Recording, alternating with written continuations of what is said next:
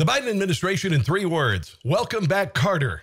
A rhino gets poached in Congress, and Rand Paul gives Anthony Fauci a senatorial colonoscopy.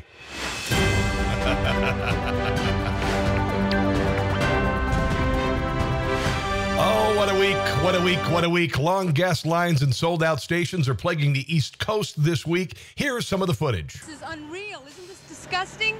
Why doesn't anybody contact the president? Why is he letting this happen to us?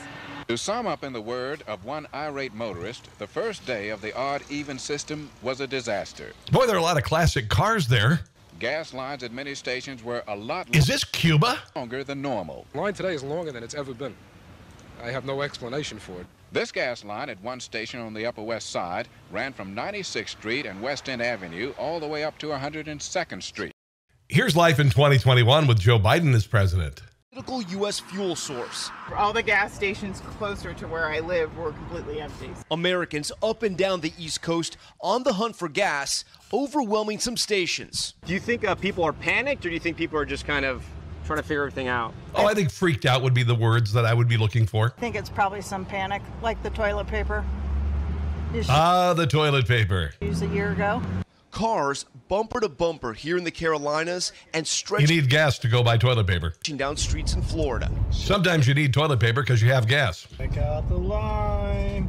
Nationwide, gas prices reaching their highest point in nearly 7 years. Despite the spike in price and demand, the White House and experts are preaching calm. Don't be hoarding gas. If you don't really need it, then don't buy it. Yeah, if you don't need to go to work, just get some of those inflated unemployment benefits that the government is offering right now.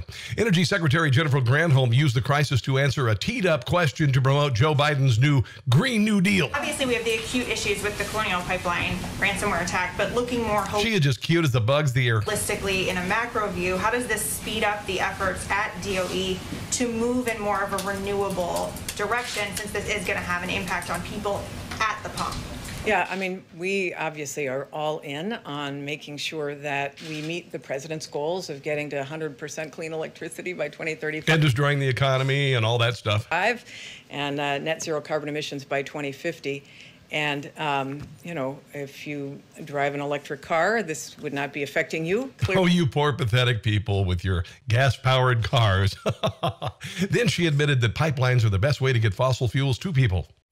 Can you tell us what is the feasibility of using rail cars to transport fuel into the affected areas? I know that's being looked at. I believe rail cars are operated by rail engines that require fossil fuel. Yeah, the DOT is looking at that, and so we'll have to wait till their analysis is done. These are not easy solutions because... yeah, they pretty much are. There may or may not be the right rail cars. There may not be the deep water ports available for the Jones Act to be able to respond. So this particular area of the country, this is why we have doubled down on ensuring that there's an ability to truck. And trucks run on fossil fuels. Oil in, gas in. But the pipe is the best way to go. Which, by the way, is what Snoop Dogg says. The pipe is the best way to go.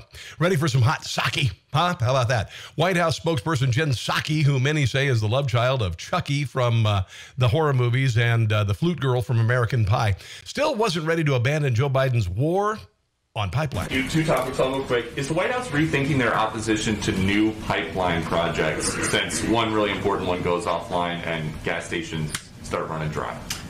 I wouldn't say we look at it through that prism, Peter. We look at it, we analyze both the impact, the economic impact, as well as the environmental impact. And then we look at how badly we can really screw things up, and then we pull the trigger and do that. That will certainly remain the case, but we look at each pipeline project individually. Even though all pipelines pretty much act the same way and are there for the same purpose. On Wednesday, the GOP showed Liz Cheney the door as she was voted out of her leadership post. Here's her speech before the vote. Today, we face a threat America has never seen before.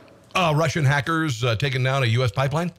A former president who provoked a violent attack on this Capitol in an That's not what I was thinking. effort to steal the election has resumed his aggressive effort to convince Americans that the election was stolen from him. Well, obviously 70% of Republicans kind of feel that way. He risks inciting further violence. he didn't incite violence from the get-go. Millions of Americans have been misled by the former president. They have heard only his words, but not the truth. Oh, well, pretty much he's heard everything from the mainstream media saying everything was fine. As he continues to undermine our democratic process, sowing seeds of doubt about whether democracy really works at all. And here's how she acted after she got the boot.